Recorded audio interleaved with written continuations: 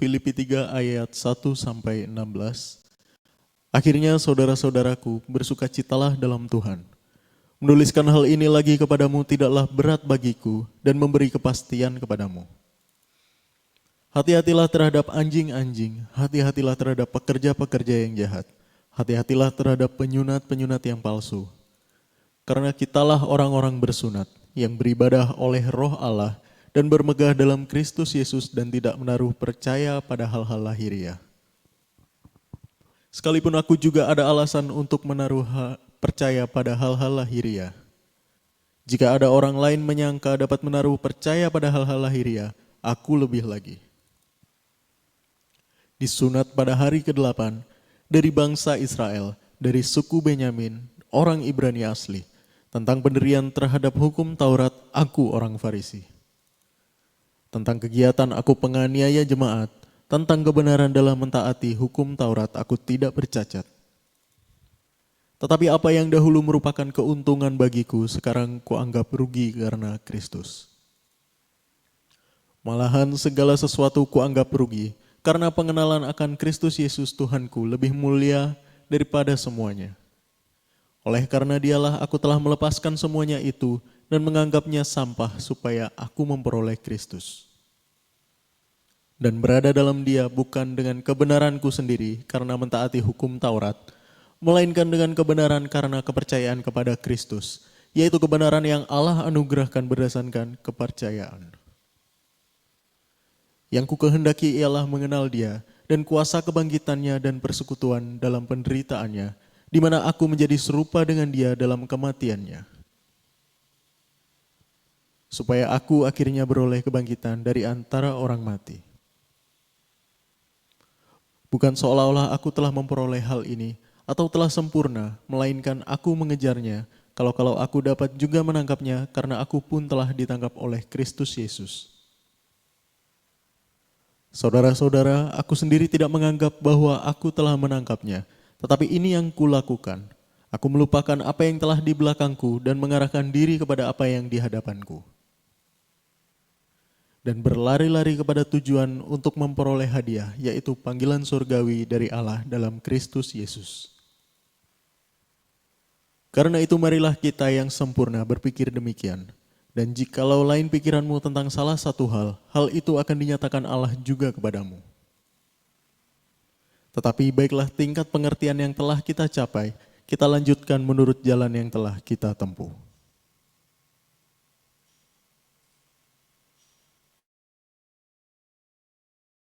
Hai, shalom, selamat malam teman-teman. Berjumpa lagi di Disciple Voice malam hari ini.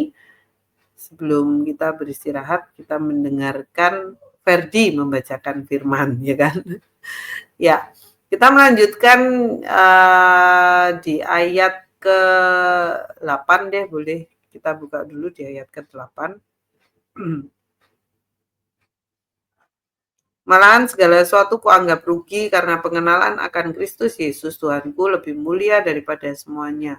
Oleh karena dialah aku telah melepaskan semuanya itu dan menganggapnya sampah supaya aku memperoleh Kristus. 9. Dan berada dalam dia bukan dengan kebenaranku sendiri karena mentaati hukum Taurat, melainkan dengan kebenaran karena kepercayaan kepada Kristus, yaitu kebenaran yang Allah anugerahkan berdasarkan kepercayaan. Jadi kebenaran yang Allah anugerahkan berdasarkan kepercayaan itu seperti apa sih, teman-teman?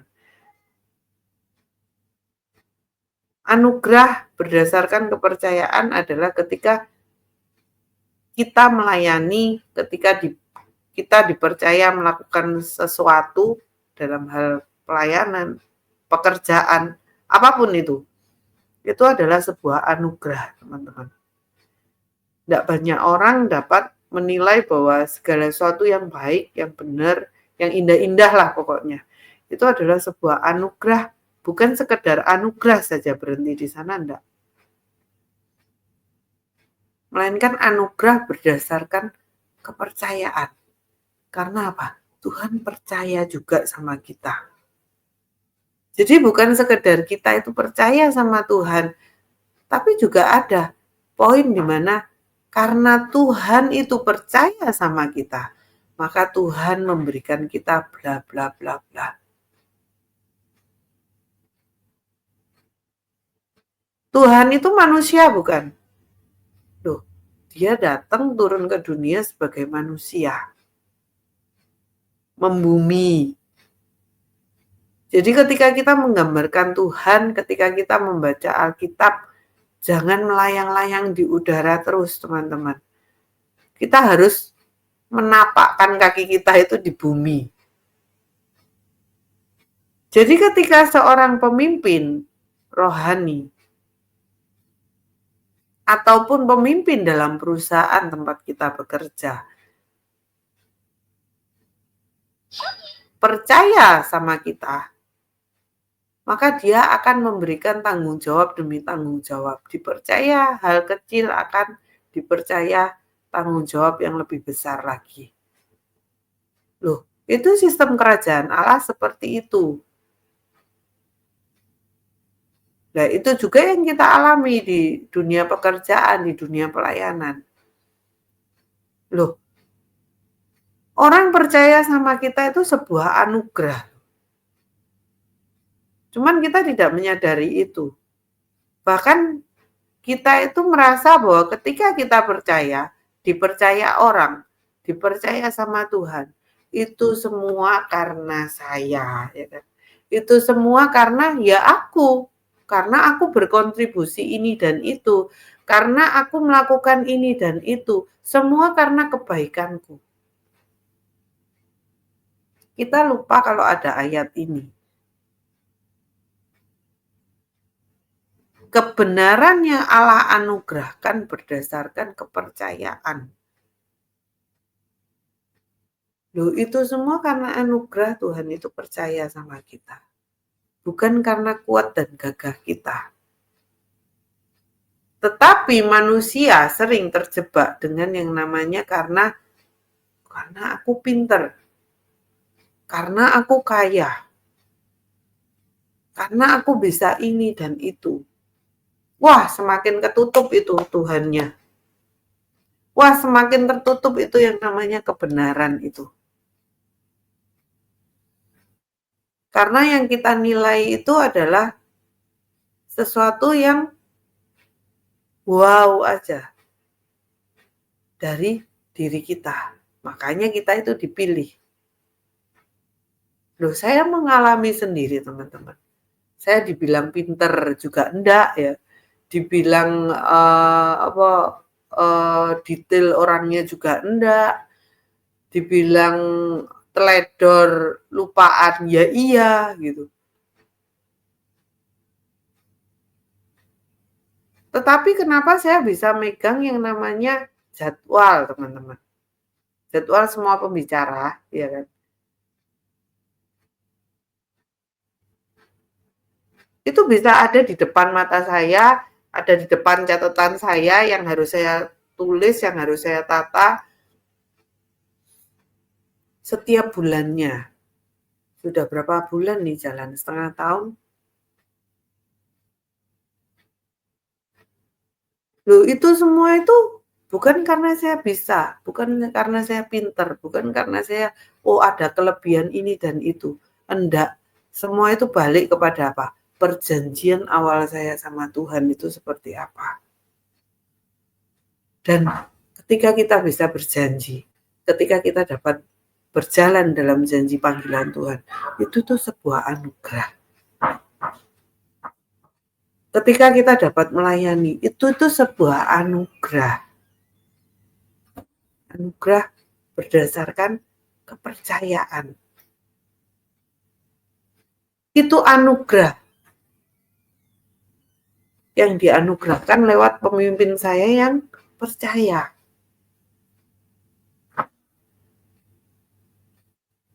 Jadi, yuk pahami betul, ojo jangan sampai kita itu menilai bahwa segala sesuatu yang datang menghampiri kita, semua yang baik, semua yang wah luar biasa itu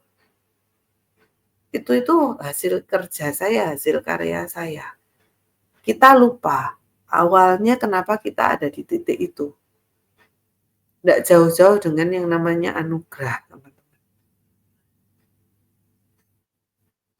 Kalau nggak ada orang yang dikasih hati untuk mempercayai kita tidak akan menjadi apa-apa kok. Kan ada firman mengatakan bahwa segala kebaikan itu Tuhan alirkan, hati seorang raja itu dialirkan kemana dia mau dialirkan.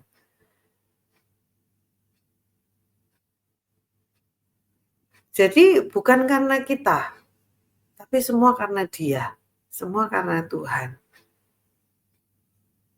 Kembali lagi bahwa seberapa besar sih kita menghargai Tuhan, seberapa besar sih seperti yang Paulus ngomong, bahwa semua sudah aku kerjakan. Tetapi sampai satu titik poin bahwa kita buka sama-sama di ayat ke-10.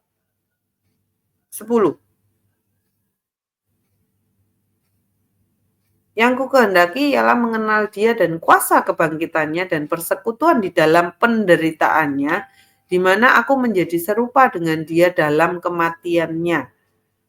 Next, 11. Supaya aku akhirnya beroleh kebangkitan dari antara orang mati. Jadi kita semua itu orang mati, dikatakan.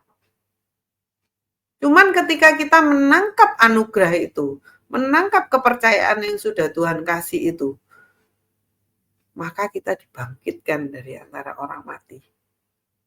Nah, ketika kita sudah menangkap itu, kita mengerjakan itu dengan sebaik-baiknya. Tengah jalan kita kepleset. Kita ngomong apa? Hahaha, semua karena saya. Mati lagi enggak kita? Kita perlu enggak sebuah teguran itu? Yang saya katakan di pertemuan sebelumnya. Bagaimana seorang mulai tersinggung, sudah tidak bisa dijamah lagi, sudah tidak seperti dulu lagi. Ketika kita itu datang ke seorang hambanya, seorang mentor, atau apapun bahasanya kakak rohani, kita mencari itu, kita duduk tenang di sana. Kita mengharapkan sebuah pengajaran, kita mengharapkan sebuah teguran, kita mengharapkan sebuah koreksi. Kita minta diluruskan kalau salah, kita minta diingatkan.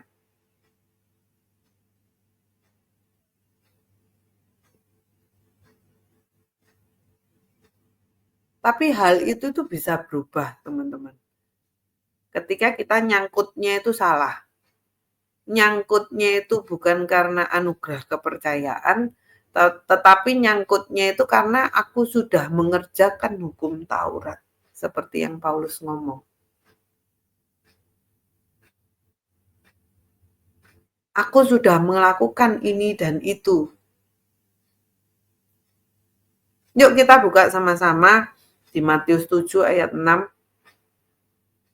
Bagaimana sebuah perubahan terjadi ketika kita itu tidak nyangkut. Nyangkutnya kita itu salah. Nyangkutnya itu pokok aku bayar perpuluhan, kelar. Pokok aku memberikan persembahan, kelar. Pokok aku melayani, selesai urusanku. Pokok aku sudah melakukan ini dan itu berarti selesai.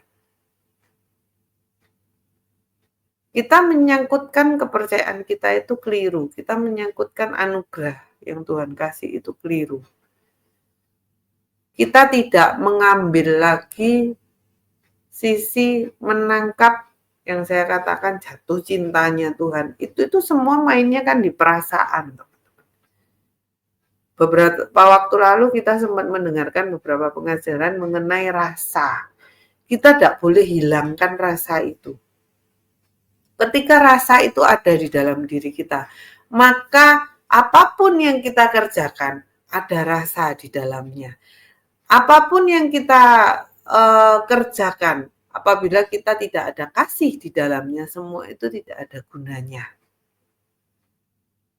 Jadi pertanyaannya malam hari ini, Apa yang sudah kita kerjakan buat Tuhan?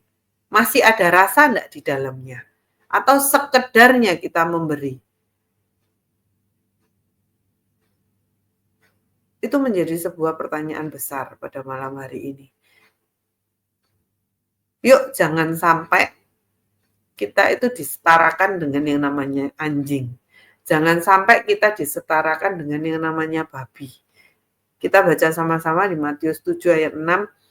Jangan kamu memberikan barang yang kudus kepada anjing dan jangan kamu melemparkan mutiaramu kepada babi, supaya jangan diinjak-injaknya dengan kakinya, lalu ia berbalik mengoyak kamu. Ini menjadi sebuah peringatan, teman-teman. Orang itu bisa berubah menjadi anjing loh. Orang itu bisa berubah menjadi babi. Karena apa? Kita sudah merasa wow dengan kehidupan kita.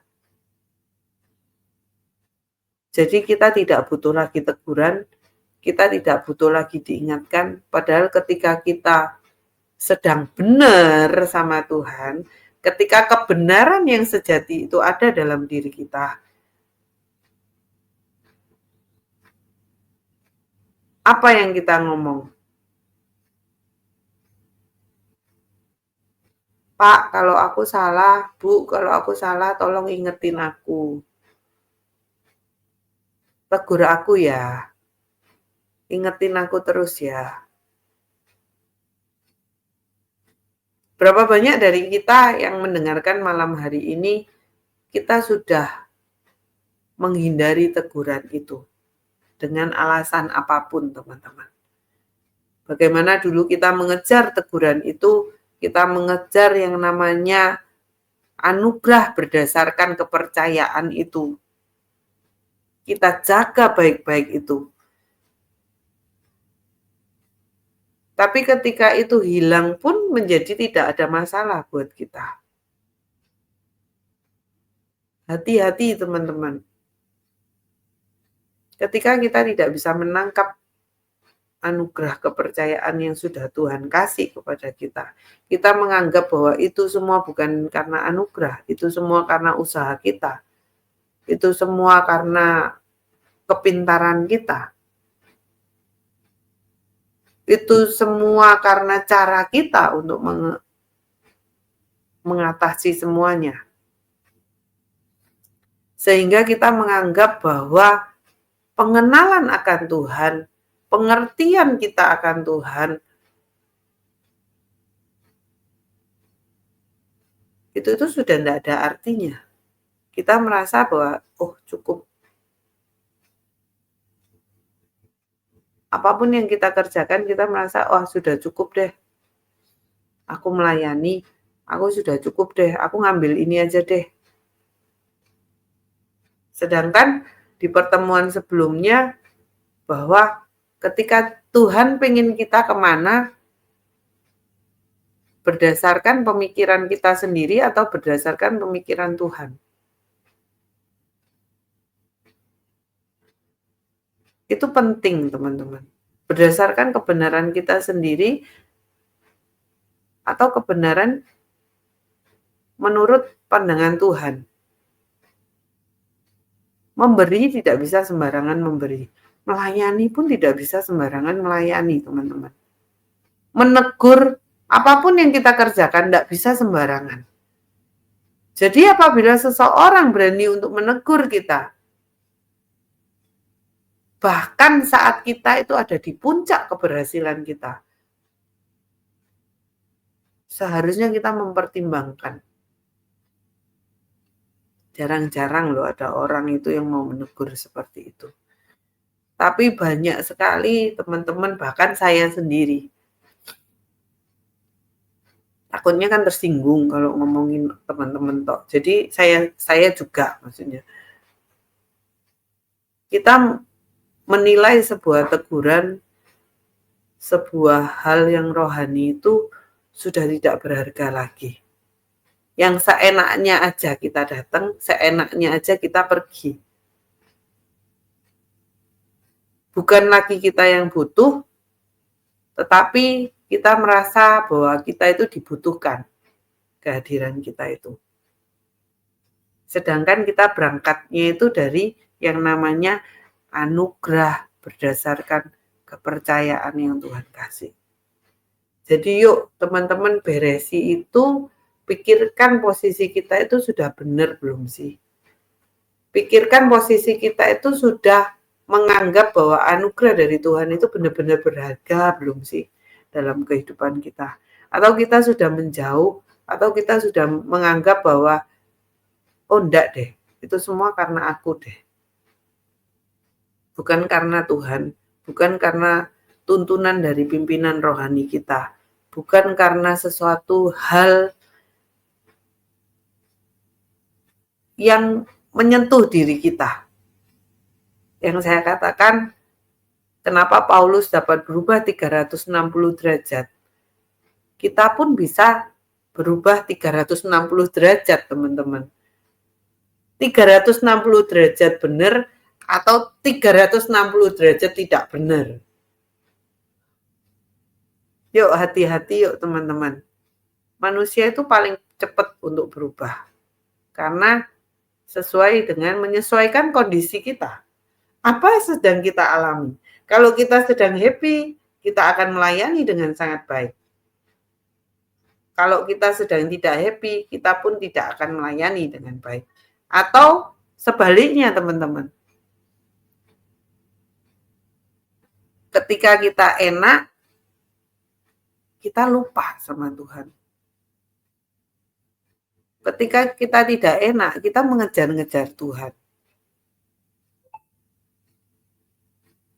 Saya tutup dengan sebuah perkataan, siapa ya yang ngomong ini ya? Ketika kamu mengejar Tuhan, kamu akan memperoleh dunia.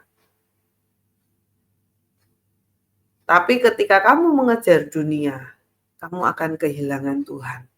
Jadi pilihan itu di tangan kita. Seberapa berharga sih firman Tuhan, seberapa berharga sih anugerah yang sudah Tuhan kasih ke kita. Karena semua itu ada patoknya. Ketika saya katakan tadi, ketika kamu mengejar Tuhan, kamu akan memperoleh dunia. Ketika kamu mengejar dunia, kamu akan kehilangan Tuhan. Nah, ketika kamu mengejar Tuhan, kamu memperoleh dunia. Benar perkataan itu. Tetapi ingat teman-teman, beberapa waktu lalu saya sudah jelaskan. Kita itu ada kaflingnya. Kita itu ada patoknya. Ya kita dapat itu. Tapi sesuai dengan patok kita. Orang lain bisa luar biasa.